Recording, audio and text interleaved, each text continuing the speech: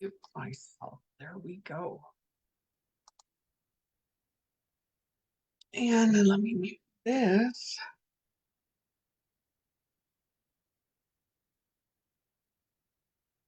Good morning. Good morning. Good morning. How is everybody today? Good morning. Good morning. Good morning. Let me cover this. Oh, it's been 1 week today since we, how do I say that? Buried our cat. Said goodbye on this plane here, on this Earth time. And it's been a weird week. Say that. So I did post about it, tell you all that I wouldn't be here because it happened that night and I knew it was close. We knew it was close. We've been watching her all week.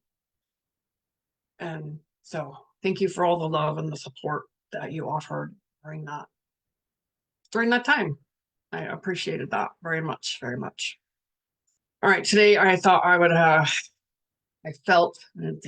wasn't thinking about it. I've been giving it just consideration all week long based on a conversation a couple weeks ago on betrayal. And there was something else. There was two topics that I addressed that day. I don't remember the other one. I just remember betrayal. And I felt like it's such a deep conversation, betrayal, and it comes back to that inner children. I just learned pretty recently, actually, somebody said, we have inner children. We talk about the inner child, we address the inner child, but we have children that have been at different stages in our life that were injured or traumatized or hurt or abused. And so we carry that with us.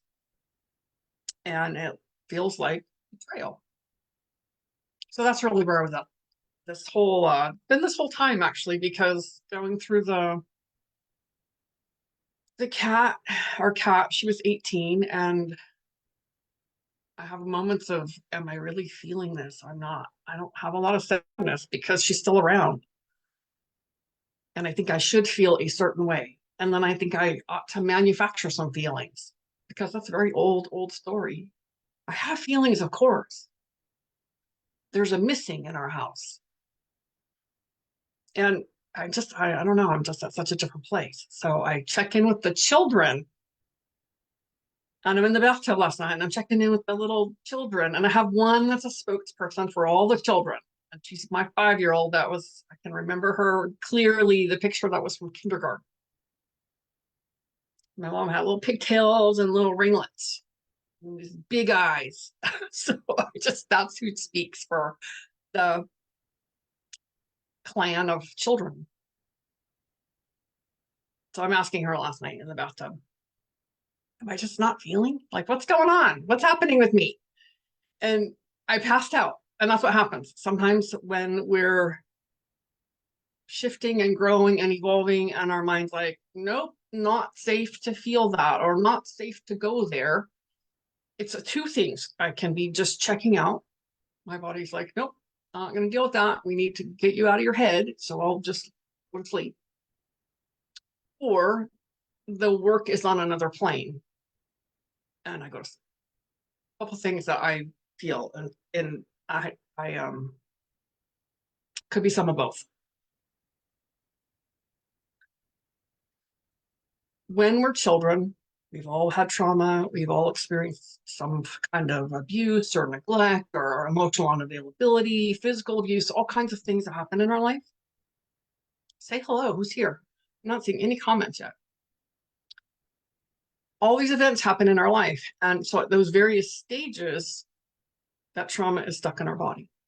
And sometimes it's layer by layer by layer. There's like the same kind of trauma.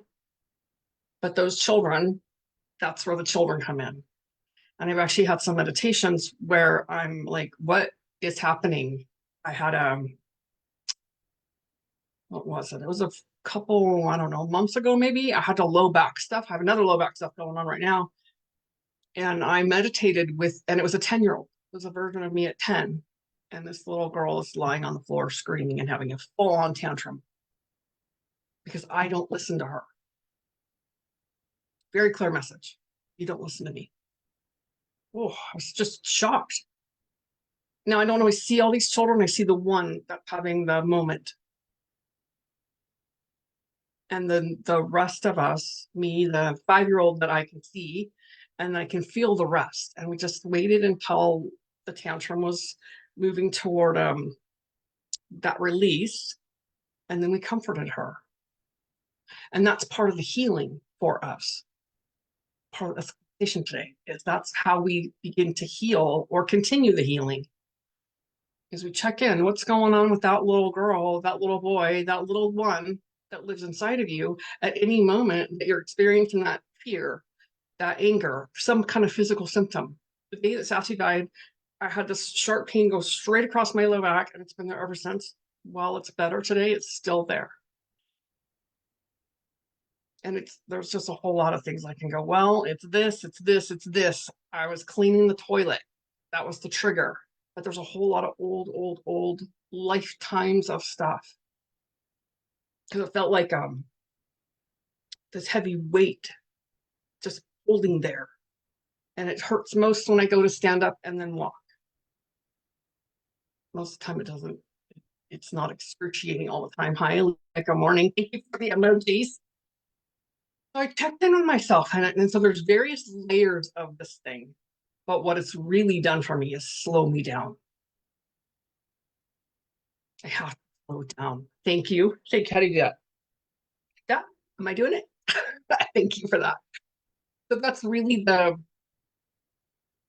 what I have gotten present to is I have to slow down. I have to walk slower. Walking used to help me. Used to help relieve the back and loosen it up. Not so much today. It helps a little bit, but when I continue walking on our property, it just feels tighter and more uncomfortable. Really? So just doing some different things, stretching, just being really gentle with myself. I used to get really angry at myself when I would have these kind of things show up because I knew it was me. I'd be mad at me. Dogs made me tardy. Interesting.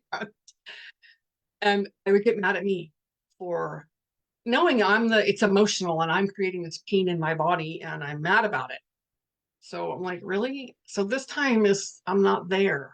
I'm simply like, this is what's happening and this is what's clearing because we're all experiencing something. If you're present to what's going on in your body, my ear's been plugged up. I've talked to a lot of people that have this conduction in their face, a lot of heat with all these solar flares, geomagnetic storms, a lot of physical stuff happening. And the energy, the sun's, what's the word? Downloading codes, plasmic codes, which is a higher vibration. And so we're experiencing a lot of things physically. In addition to that happened with my cat that day, that afternoon. And then just being gentle.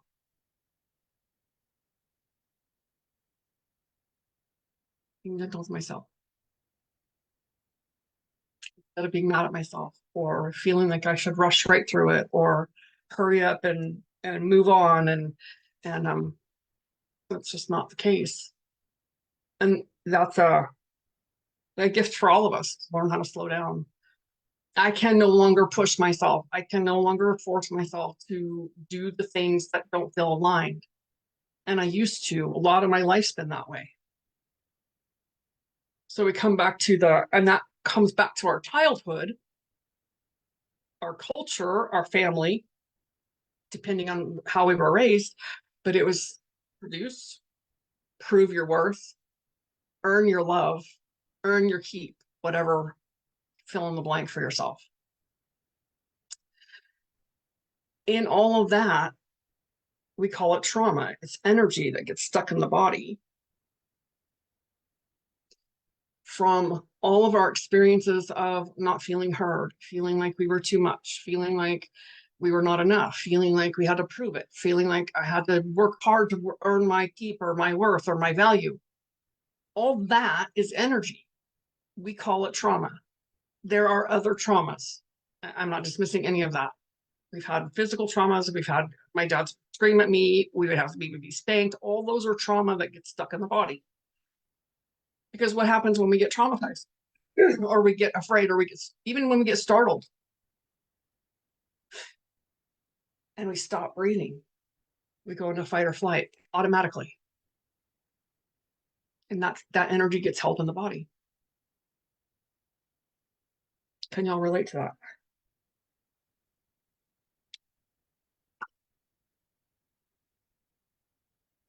This is where, as adults, we get to learn how to reparent, love ourselves by what's the word? I was going to say repairing, but we're not repairing. It's by creating the relationship or recreating the relationship with our children. It's such a weird paradox of human beings. Our children, we get hurt, we get traumatized, we feel betrayed, we get victimized. All those things feel traumatizing and often betrayal. My parents were not available for me emotionally. I felt betrayed in the way of no matter what I said or did, it was the wrong thing, or I'll give you something to cry about. Or if my dad said something at home and then I said it out in public in front of someone, I didn't say that. Completely gaslight me. Total betrayal. I didn't trust them. I never felt safe. And in all those instances, I hold that energy in my body as a child. Now, from the first incident, whatever I call it the original wound, whatever that first original wound was, I have put layers and layers and layers and layers of personality, protection, ego, just all mental stuff to protect the little child. And the next thing happens, and the next thing happens. So how many ways are we acting from the space of wounding? Because it's not safe to be who we are.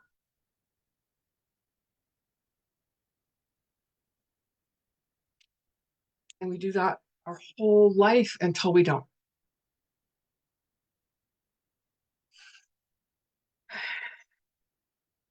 So creating the relationship, recreating the relationship, reforging the relationship, maybe repairing. I'm not sure if that's really the word I want to use for that. I think we did one of the meditation, the clearing meditation. I can't remember now, a couple weeks ago. So get quiet with yourself, calling your team, calling your angels, your helpers, whoever it is, to create this safe, sacred space for you and go inside and introduce yourself. If you have already been doing some of this and have already known your inner child, then just continue that relationship. And then take a look at, like when I was the back thing, it's a while ago, it wasn't this time. And that 10-year-old, I was quite surprised. I didn't know who was going to show up. And then I had another, I did one with this one, and it was like a past life child. They kept saying they killed my dog. Like, I didn't recognize her as current this lifetime. That's who showed up as part of the back stuff going on. I don't have any memory of that statement into my life this time. So allowing the one that held that kind of trauma to come forth in your meditation. I don't always have to be in a meditation. Sometimes I just start talking with that inner child. And the reparenting is, we reparent in the ways that we worked, which takes courage on our part as adults. We get to relearn how to parent. If you have children and you've parented them, it's not probably maybe a little easier. I don't have kids, I have animals. Maybe it's a little easier, maybe not, because we're really hard on ourselves. We relate to that. Really hard on ourselves. If I had friends that spoke to me the way that I used to, I wouldn't have any friends. So when I got clear about that, I was like, oh, become so not nice to me. And it begins to shift. And that began, gosh, I found a book I started in 1994 with the inner child. So I started many, many years ago doing this, and then it's kind of ebbed and flowed. And I met myself when I was little, probably 4 or 5. And then over the years, I could see myself evolving.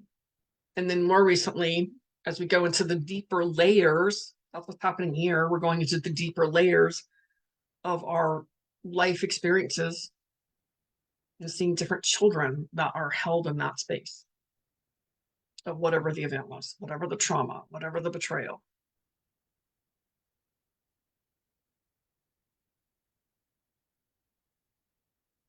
And then we reparent. We reparent in that. What do you need right now? How can I help you right now? Let me hold you right now. Can I get you something?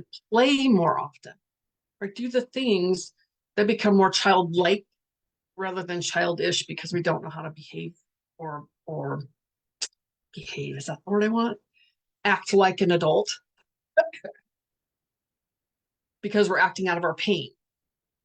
When we live unhealed, if you will, what's the word I want? With all the energy that we've been carrying from those experiences, we act from those experiences. We push people away. We get afraid. We don't let people in because it's not safe. And I'm trying to protect that child that was wounded so long ago. The thing is, I'm abandoning her every time I do that because I'm not available for her because I'm trying to protect her. It's quite a paradox. But when I'm trying to protect her in that way, I'm closing off the relationship with her because I'm acting from a space of wound and pain and fear.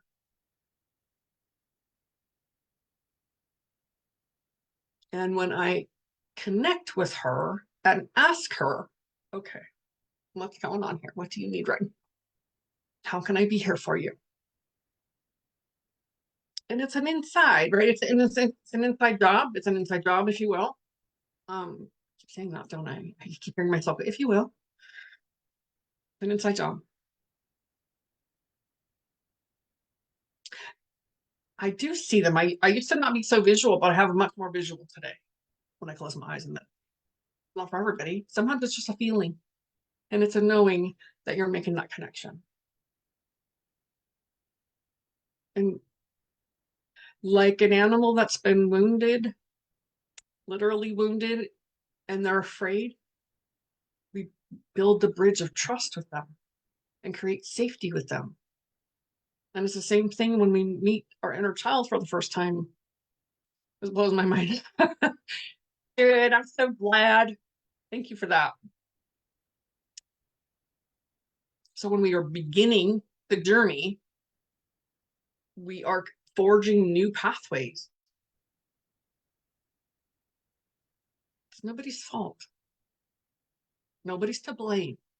I blamed my mom and dad a long time, but there's nobody to blame. Those things happened. Yes, they did.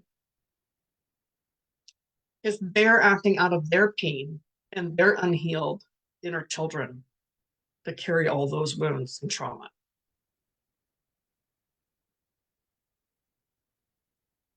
Do I wish it was different? Sometimes.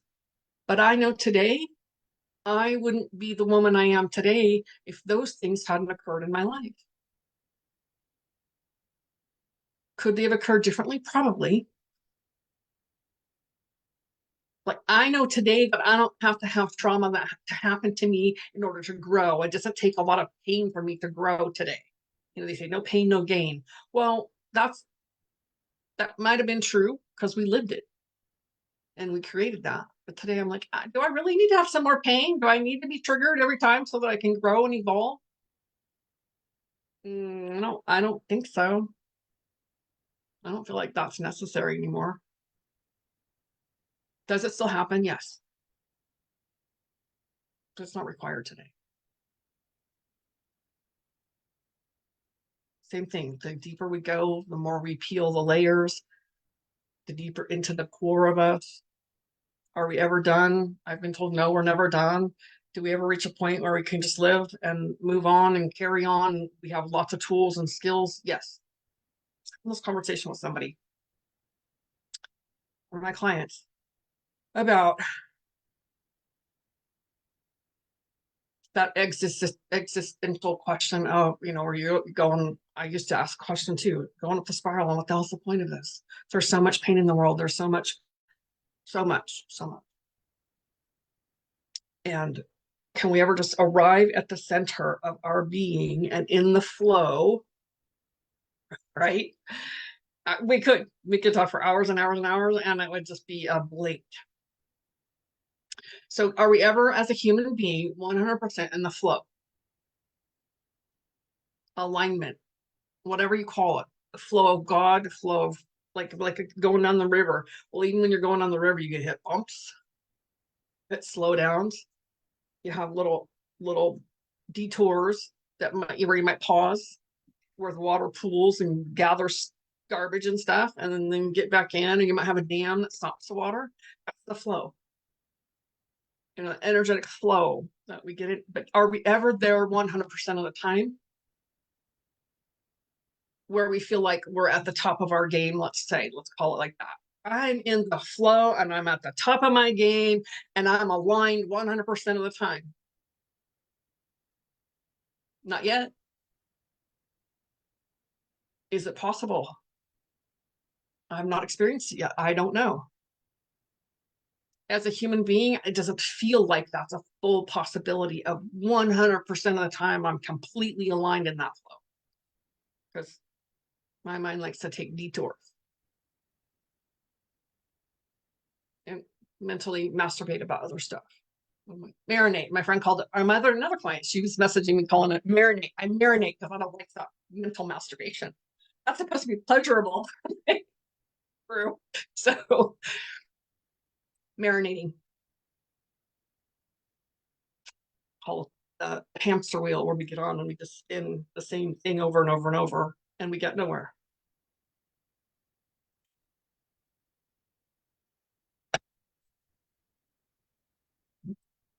Yes, I don't think, okay, so I feel I'm at the realization of striving to be there 100%.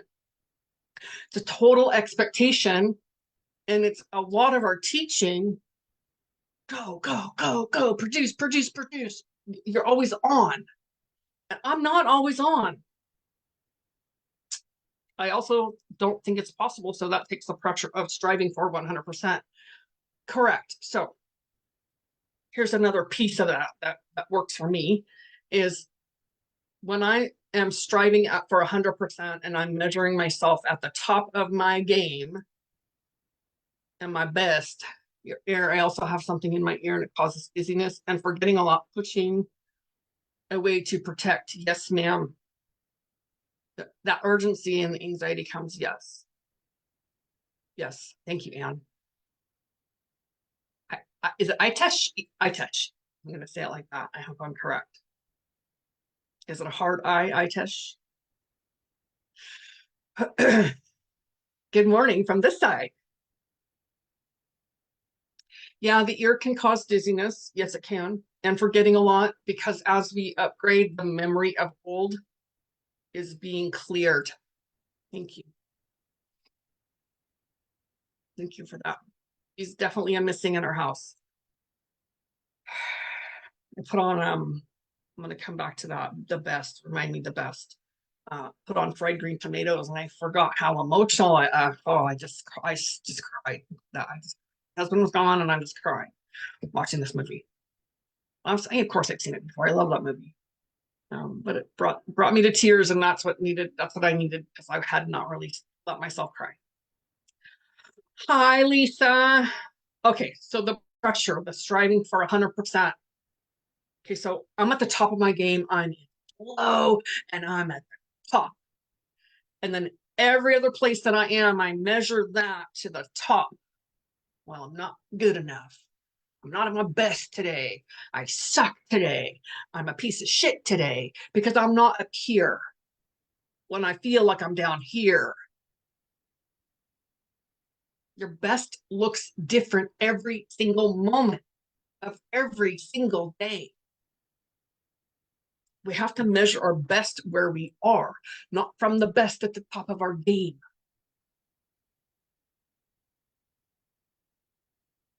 How does that land? That helped me so much to just go, oh my God, okay, my best is different every day. My 100% is different every day. Every moment sometimes. Like right before I came in here, I'm like, I don't feel like it. I don't feel like it. I just had to feel them. I don't feel like it. Well, as I know when I come here, I'm in the flow because I'm interacting with you, and this is my zone of genius. One of them. You're good. You're good. You got here right on time. I am old. I'm older and more heavily insured. Oh my God, you're funny. Yes. So, just take the pressure off. We were expected as children to always measure up, and we never felt good enough. I say we. I speak for all of us. Definitely my wheelhouse. Yes, thank you. I feel like I'm speaking for all of us when I say we never felt good enough because we're always measured up here, and it was never enough. I cleaned the whole freaking house to Wanda. Yes, I could clean the whole freaking house. This is one of my memories that I cleaned. I spent 2 or 3 hours cleaning the house. I don't know where my mom was at, but I hated mopping the floor. And she came home, and that was the only thing she picked up. That was it. Well, why didn't you mop the floor? That's part of the house. I spent 3 fucking hours cleaning the house, and the only thing you're going to pick out is that I didn't clean the floor. Why do anything? The rest of it was amazing, but it wasn't good enough. So let yourself off the hook. A lot of that comes from our childhood. Probably all of it comes from our childhood. I should be doing this. I should get up and go do something. I ought to go clean my house. I ought to go write an email, and there's just days if I'm not in that space. I sat down the other night and I wrote out a whole email, and I looked at it and I'm like, nah, it's not where I want to be. It's not what it just didn't feel aligned. I really wanted to speak to that, but it wasn't aligned, and I walked away. I still haven't sent it out. I wrote a whole other email yesterday, and I'll probably come back to that when I'm in alignment with it, and it'll get tweaked and a whole lot of it deleted probably. But so we place these expectations on ourselves because of when we were children and watching our parents and what they did or didn't do or how they spoke to us. And then we pass it along to our children. This is where all the generational stuff comes in, and the ancestrals. There's a lot of really amazing stuff. I always want to remember that. There's a lot of amazing stuff that we've learned from our generations and our ancestors. A lot of really amazing stuff.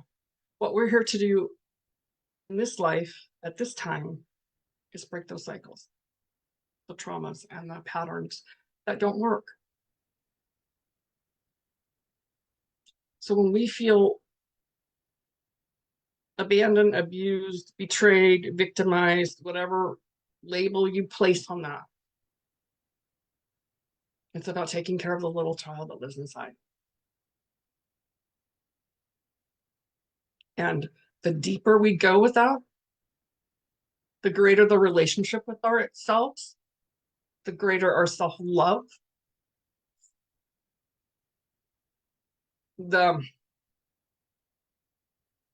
it just shifts. It shifts our whole way of being with ourselves and in the world.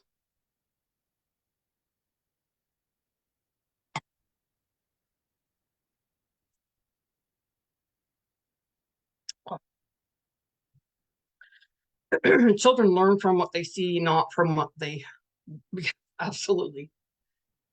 All children, we learn from what we watched, which is an interesting thing. I was just talking with someone about one of my another client about thank you for those emojis, about the Where are they going with that? Self-love is not taught in any school or university. It's not taught. It's not taught because people don't really know. It's like this extracurricular thing that you go do somewhere else and find someone that has cultivated that for themselves. Oh, I know what it was. For most of my life, let's see, 75% of my life, I'll say, I wanted to hear the words. I wanted to be valued and validated with words. Therefore, I listened to the words and I didn't watch their feet.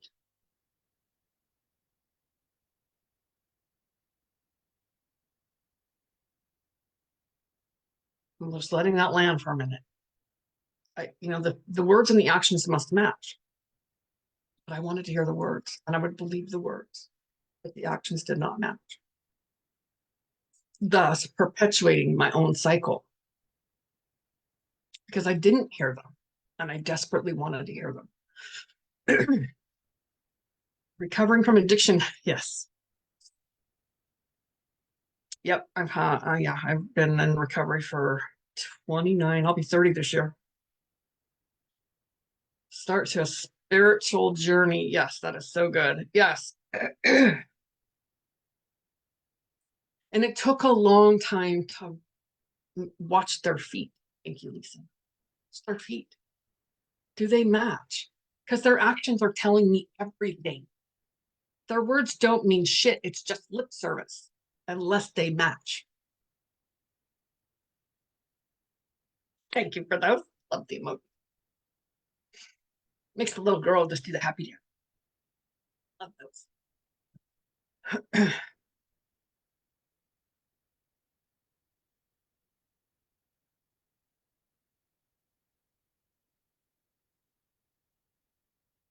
I was on that topic and I'm like, where do I go now? Yeah, I had a lot of relationships. Yes, words don't matter if actions are not done. That's right. And then I met my husband, the current husband. I was married 2 other times. And I remember saying to him early on, he would tell me he was going to do something. And then I was like testing him. I didn't know that at the moment. I realized it later. So one of the things I would do is test. And I would say, oh, well, you don't have to. And he would take it. If I let him off the hook, he would take it. He didn't keep his word that he just gave me. And I told him that one time. I'm thinking it's just the thing. I realized I wasn't trying to make him feel bad or anything, but he is all about integrity and living his word. And, the handshake means something. And God, I just took the wind right out of his sails. Red flags not to be ignored, absolutely. And he's never done that again. And I realized in the conversation I was telling him, I said, I realized that I was testing you.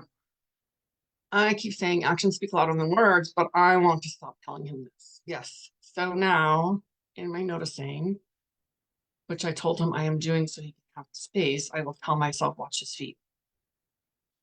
Why being real seems rude. Yeah. I don't care anymore.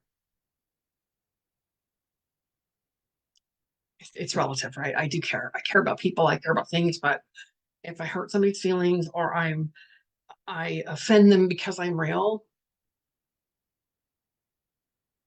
I can't fix that. I can't help him. I can't, it's who I am. It took me a long time to own that. So if somebody doesn't like it, I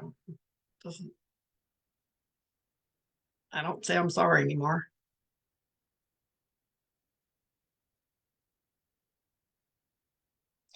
Never my intention to hurt someone's feelings. And I will tell them that it's not my intention to hurt feelings, but I just say what I say. And sometimes it comes out of my mouth and I'm like, really, I just said that out loud. Because sometimes it's not me speaking. Sometimes that's like the higher self, spirit, God, whatever you call it, it's speaking through me. And I trust today, take me up until very recently, I trust today that it's all perfect. And it's all happening for me. And it's all happening for you. And there's a reason it was said.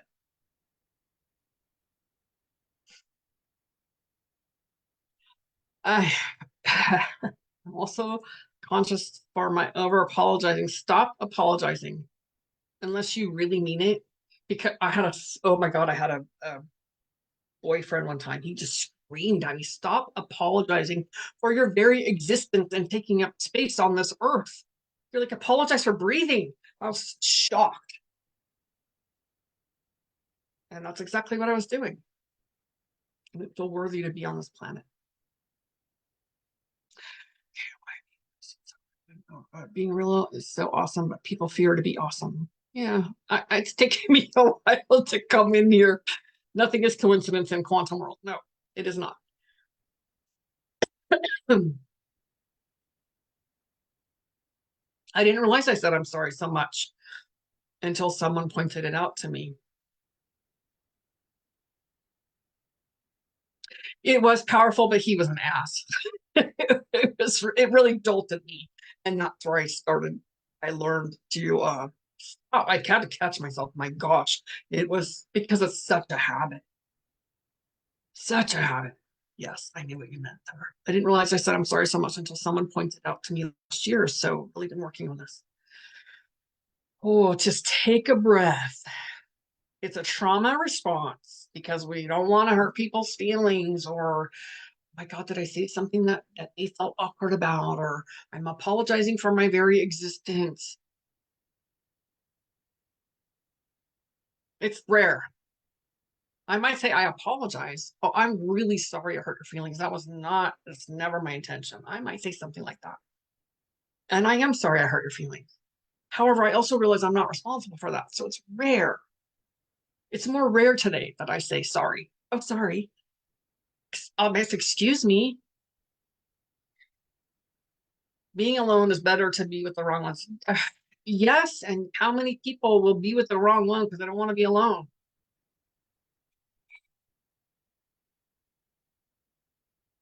So I'm going to circle back to the betrayal. It was something that I kept ruminating and contemplating after the last call a couple of weeks ago.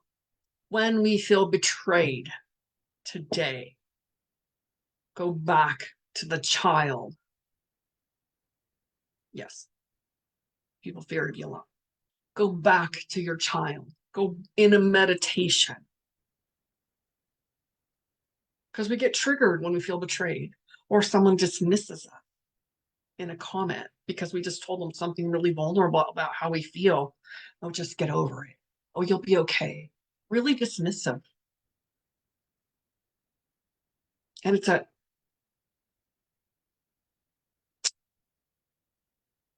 I don't feel betrayed by that because it depends on who says it. But there's things that will trigger us where we feel betrayed. Someone lied to us. Someone would do something and they didn't. Great. Trigger or trauma response reaction.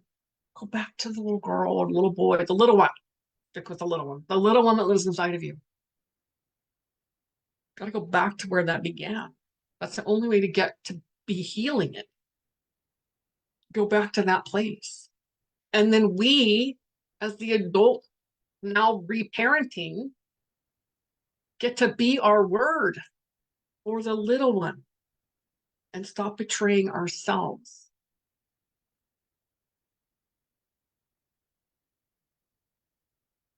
Because the moment I don't want to feel or I dismiss myself, I can look at anybody else and say what you're doing. How am I doing it to me? It's always a mirror. How am I doing this to myself? Because if I'm doing it to myself because I can see it in you, then that little one inside of me feeling abandoned, feeling betrayed, feeling dismissed, feeling traumatized all over again. That's where we go into that space, that meditation. Once you have that ongoing, be forging again, it can be an ongoing conversation. Remembering to do it. Communication and comprehensive towards other person makes the bonds stronger. Yes. Boundary setup is very essential. It is very essential. Yeah, people fear being alone. I liked being alone. I've always liked being alone. I liked being in a relationship too because that was my identity, but I really liked being alone because then I don't have to deal with them. It was safer that way to be by myself. And today it's different. I don't isolate today. I love my solitude though. And it's a requirement for me to have some solitude. And my husband actually said to me, I am, what do you call it? I can't remember the word he used, but he was like jonesing for some solitude because his work takes him out of the house more often. And then he was gone over the weekend. And I'm home a lot. I'm home most of the time. When we lived in California, I would leave every month for the whole week. So it was the reverse thing. I wasn't getting solitude. I was in California and now he's not. So I'm going away this weekend.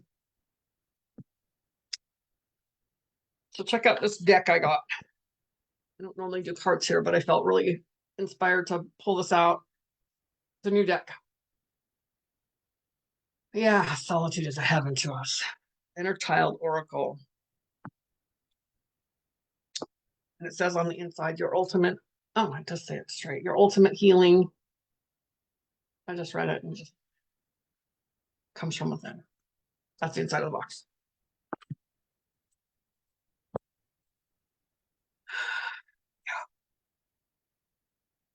And if you have any questions, this is a lot. It's a big topic. It's a deep topic. It is an ongoing conversation because there's so much to it.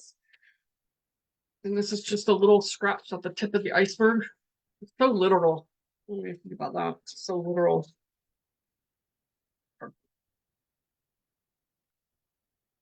I love being alone now. I remember always running from the life I did have at the time, though. Too, yeah.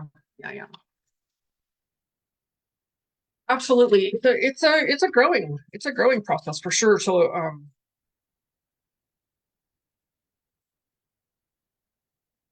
on the way.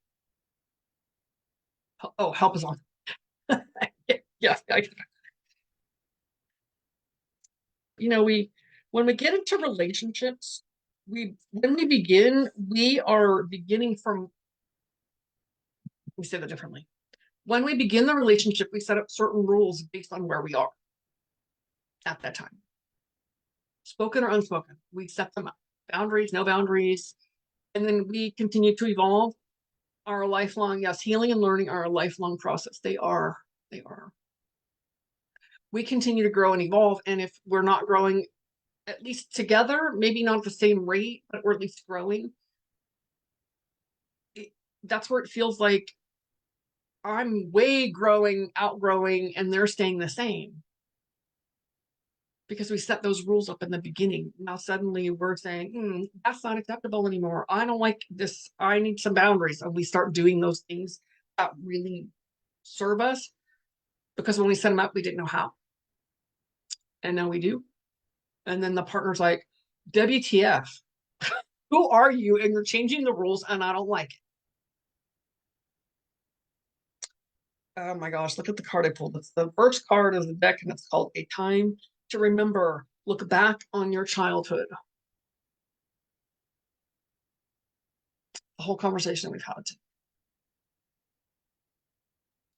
So when we're struggling now where we're at, there we go. I want to see if I have it in the right place. Yeah. Today, remember, we set this up. If you've been married for 25 years, we set it up in the beginning. And while we grew some together, suddenly you become a different person because you're realizing, oh, I'm an empath. Oh, I'm highly sensitive. Oh, I'm fill in the blank. And we start growing. And our partners are, maybe they are, maybe they're not, but they grow at different rates. We all grow at a different rate. Rules set are to follow. Don't mess with our solitude. Well, yes. Rules being how we related and how we spoke up for ourselves or we didn't, or how we stuffed our feelings, or how we just allowed things to be And our silence is consent. Our silence is consent. And then we start to speak up. This is not acceptable. This hurts my feelings. I don't like it when you talk to me that way. I feel dismissed. And they're like, who are you? This is how I've always been. And now I'm mad at them for how they've always been, but I always allowed it. Because that's how we were treated as children.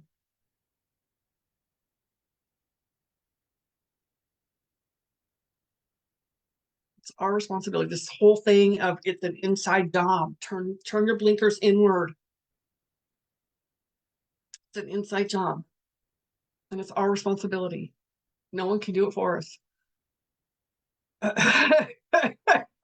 Our silence is better for others. We already have 20 to 25 tabs open in our mind. Oh my God, I love the visual on that. Well, it's better for them because we don't make them uncomfortable.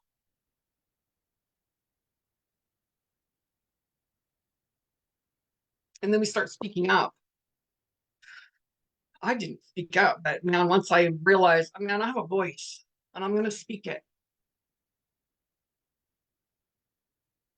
Not everybody wants to hear it, and that's okay. And I don't have to come along and speak it to everyone. Like, I don't speak it to my mom. I don't tell my mom everything. I don't divulge a lot of stuff. I don't tell her all my feelings. I don't dive deep with her at all because she'll straight up tell me, that's too deep for me. I do set boundaries, but I decide how I want to be in a relationship. And if she's not available or willing to go with me, I'm not going to try to push it or force her or make her uncomfortable because I want her to go there. Does that make sense?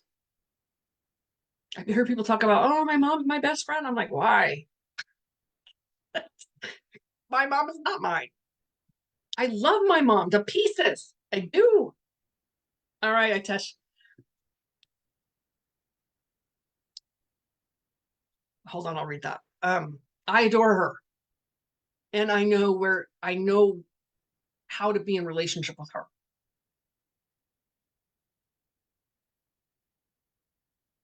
Will it change? It could. I mean, I still speak things. I told her the other day she's her legs hurt all the time and refrain because it's not my business. It's her life. She's created it. This is what I remind myself of. But I said to her, don't make me treat you like grandma. Because she hated her mother. She got mad at me. She wanted to hang up. I had to make it like, oh yeah, don't effing tell me what to do. She's like, where did you hear that from? How many times did I hear that? I said, where do you think I learned it? She was like, oh, yeah, this phone call because she's in California. And then I changed the subject and we stayed on the phone for a few more minutes. So all about delivery, right? I've learned how to make it lighter and e-touch. Oh, thank you. Thank you, Tesh. Thank you for that. I appreciate it. It's not an I at all. E-touch. Okay. Thank you so much. I do appreciate that. I want to say it correctly. It's her name, and I want to honor you in that.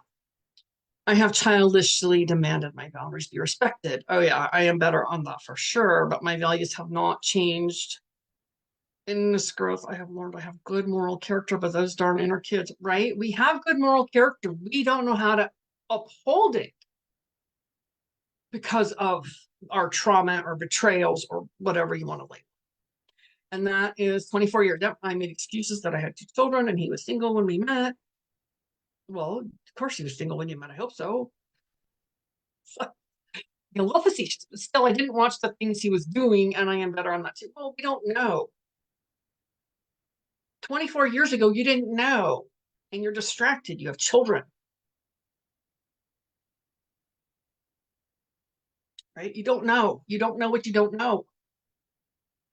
It's important to not beat ourselves up when we start feeling that space between our partners or our friends and all of our relationships because they change. I had someone that has these boundaries. I have to uphold my healthy boundaries, she'll say, and I'm just like, But she's new, she's learning. Well, I said something that really hurt her feelings and pissed her off, and she fired me. I was her mentor. Sponsor in AA. Because I called it out bullshit. And I straight up said it. That's bullshit. She got mad. And even though we talked through it, the next time we had a call, she said, thanks for your time. But I don't want you to be my sponsor anymore. Okay. Do I wish I had done it different? Maybe.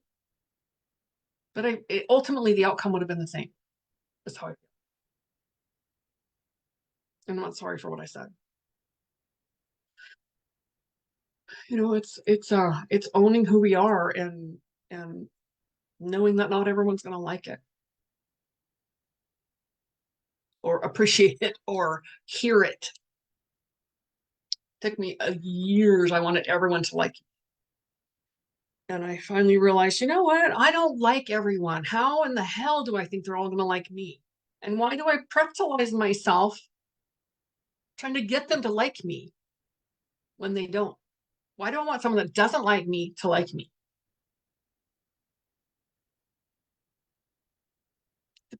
Years.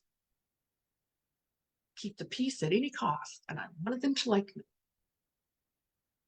And I would contort myself to make that happen. Now I'm like, you don't like me? Great. See you later. Sometimes I have a little feeling. You had a job to do, to be honest and mentor. Thank you for that. Yes, I acknowledge it. I appreciate that. Yes, I did. And I hope she stays. I hope she stays sober, and I hope she gets, whatever she needs. The boundaries, reminding me, the childish boundaries, because we demand when we haven't had them all along, and then suddenly, the pendulum goes the other way, and then it comes back to the middle, and that's pretty common, especially if we have those addictive kind of personality. The pendulum's over here. I'm a doormat. Now nobody's going to walk on me ever again. I just go from one extreme to the other. And then we come back to the middle and we have some clear boundaries for ourselves and how we operate in the world. Yes, I keep the peace at any cost. I made more issues. Yes. Yes, yes, yes. Yep. All right, lovelies. I know I could carry on for longer and longer, but I feel like I've said a lot, and I want you to be able to take it in, receive it. Thank you for all the hearts. The pendulum. Yeah, yeah, yes. I did it. And now I can kind of go, oh, let me just course correct. That's not working. Let me just course correct and come back to the middle. So it's a whole lot easier. I don't have to have those extremes. But a lot of us, especially when we're in addiction or we've been traumatized, we have those extremes and we just go to those extremes. The rush. And I like that feeling. And I chased that feeling for a long time. So that adrenaline. There's a lot of people that are adrenaline junkies, and so mine would be emotional. Yeah. So it's today it's I can recognize it. I look at it, I go, oh, that's how's that working? Is it effective? Is it working? And then how do I want to be then to go forward? I don't need to go clear over here. I'm so happy. So glad it's spot on for you. And right on the right time. Okay. If you would like, I'm live in my group, Empathic Superpower, usually on Saturdays. These next 2 weekends, I'm going to be out of town on Saturday, so I'll probably do it Friday. Typically on Saturdays, if you want more. There's also videos, all kinds of videos in there, all on being empathic, healing relationships, all kinds of good stuff. And my page is Marty Forrest. It's my page also. More? There's more. There's more of me in other places. If you want more information. Always learning. Yeah, so many nuggets, so many takeaways. I know I'm a note taker, so I'd be like taking furious notes. So have a beautiful, beautiful week. I'll be here next week at 9 a.m. Central Standard Time. Direct message me if you would like to connect on a personal level, talk for a few minutes, see where we're at, how I can help you. I could be your mentor. If that's something you want to do, just do it. Send a direct message to me. Easier than trying to give you my email and all that. So have a beautiful, beautiful week. You here next week, or you can join my group, and I'll see you on Friday. It's Empathic Superpower with Marty Forrest. And my page is Marty Forrest also. So I kind of keep it all, similar. All right, lovelies. Have a beautiful week. Blessings to you. Namaste. I have to go to my other page to get off, close out the Zoom. So good care. And I will see you all soon.